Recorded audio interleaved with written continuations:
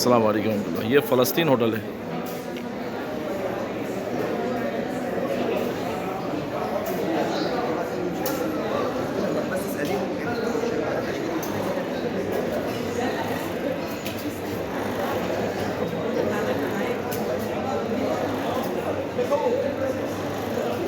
अस्सलाम वालेकुम।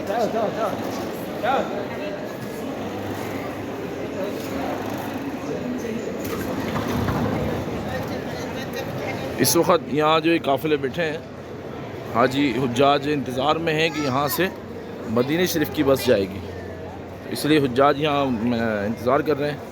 ये सामने मक्का टावर है और ये इब्राहिम खलील रोड है, ये कुबरी है, ये कुबरी कहलाती है।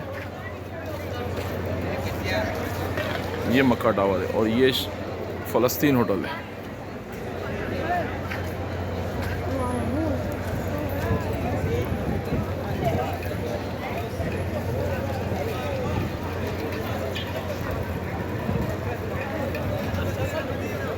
और ये सीधा रास्ता जो है वो हरम शरीफ की तरफ जा रहा है।